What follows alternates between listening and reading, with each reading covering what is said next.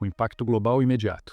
Se Deus voltasse hoje, de forma visível e inquestionável, o mundo inteiro entraria em estado de choque. Governos não teriam preparo para lidar com um acontecimento desse tipo. Líderes políticos de todos os países tentariam agir rapidamente, emitindo comunicados e tentando controlar a população. Mas qualquer autoridade humana perderia o sentido diante de algo tão absoluto. Os sistemas políticos entrariam em colapso. Muitos governos suspenderiam suas atividades por falta de estrutura emocional, espiritual ou social para continuar funcionando. Decisões seriam adiadas e o pânico se espalharia por falta de respostas. Nas redes sociais e na mídia tradicional, o volume de informações seria incontrolável.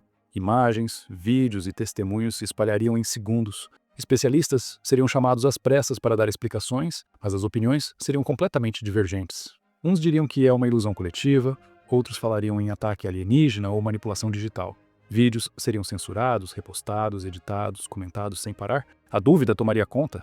Milhões buscariam orientação nas religiões e as igrejas se encheriam de pessoas aflitas. Ao mesmo tempo, muitos líderes religiosos teriam reações diferentes. Alguns reconheceriam com humildade a presença de Deus. Outros ficariam confusos, temerosos ou até negariam o que está acontecendo. A ciência tentaria compreender o fenômeno, mas logo se veria sem recursos para explicar algo tão fora do esperado. O choque cultural e espiritual. O retorno de Deus mexeria com a vida de todas as pessoas, independente de classe, cultura ou posição social. Famosos e influenciadores perderiam a estabilidade emocional que construíram ao longo de anos. Muitos se arrependeriam publicamente, admitindo que viveram em função da própria imagem, da vaidade e do ego. Outros tentariam adaptar seu discurso, mostrando uma espiritualidade repentina na tentativa de manter seus seguidores ou salvar sua reputação. Mas nesse momento, ficaria claro quem realmente está sendo sincero e quem está apenas tentando se proteger. O público passaria a valorizar quem demonstrasse arrependimento real, e não discursos ensaiados. A forma como cada cultura reagiria seria bem diferente.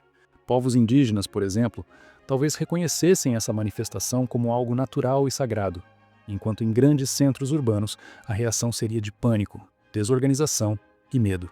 No Oriente, a resposta poderia ser mais contemplativa e silenciosa, enquanto no Ocidente haveria grande exposição emocional e busca por explicações lógicas. Ao mesmo tempo, crenças alternativas como astrologia, nova era, numerologia e outros sistemas místicos começariam a ser duramente questionados.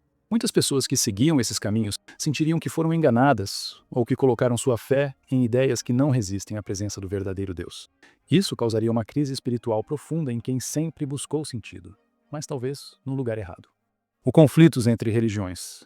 A volta de Deus geraria imediatamente uma disputa entre religiões. Cada grupo tentaria provar que sua doutrina estava certa o tempo todo. Líderes religiosos de diferentes crenças se posicionariam, alguns com humildade, outros com arrogância.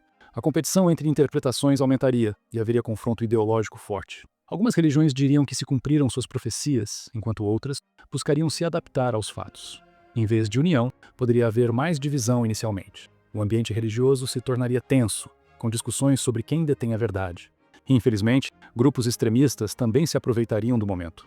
Algumas pessoas tomariam atitudes radicais, achando que precisam defender Deus, como se ele precisasse disso.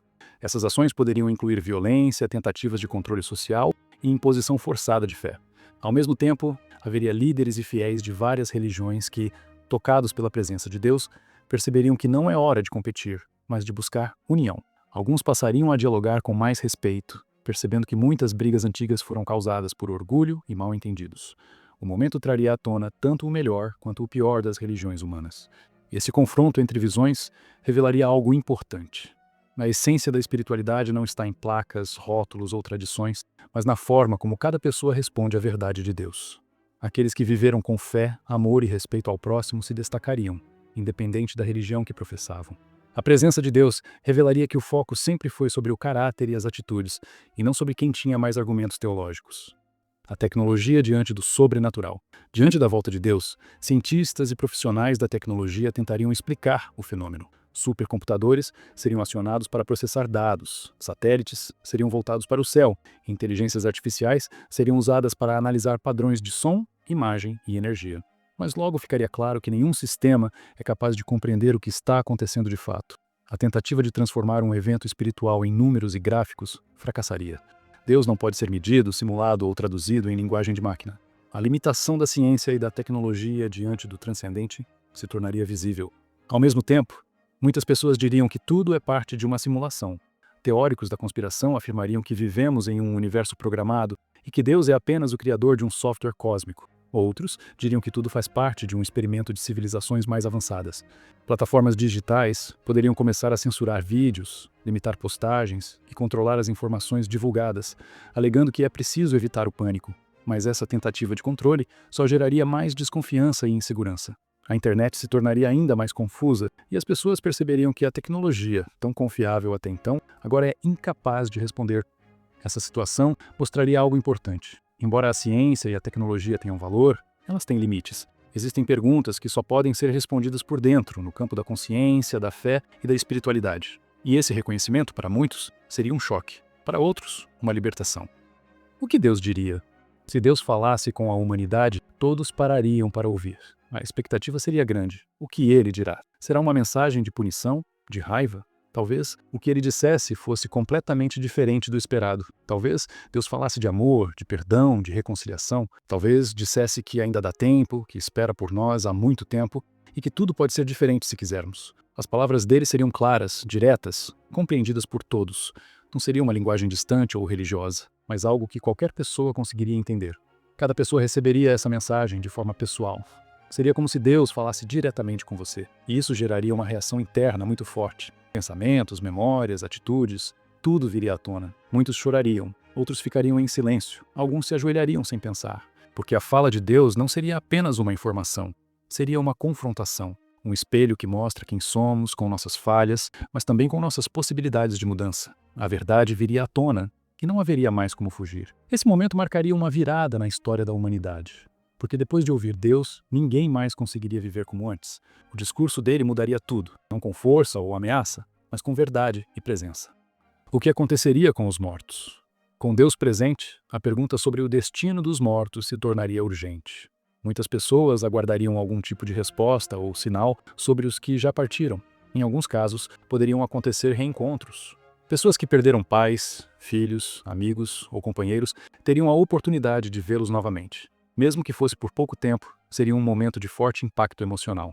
Isso mudaria completamente o entendimento sobre a morte. Alguns desses reencontros serviriam para consolar, curar mágoas e dar a chance de um último contato.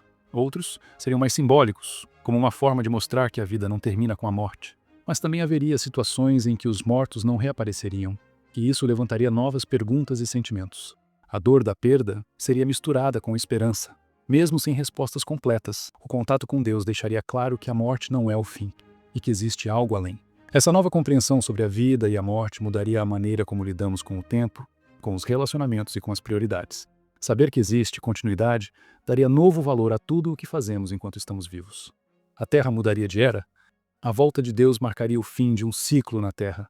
Nada mais continuaria como antes. Para alguns, seria o fim do mundo. Para outros, o começo de uma nova fase. A natureza reagiria de alguma forma. O comportamento das pessoas mudaria. A vida cotidiana perderia o ritmo acelerado. E todos começariam a perceber que estamos passando por uma transição, não só física, mas espiritual. Talvez Deus oferecesse um novo começo, um tipo de vida diferente, com novas condições e valores, mas isso exigiria uma escolha clara. Ele não obrigaria ninguém a participar. Cada um teria que decidir, com liberdade e consciência. E essa escolha seria definitiva, não uma punição, mas uma consequência. Quem quisesse continuar preso ao que já passou, permaneceria.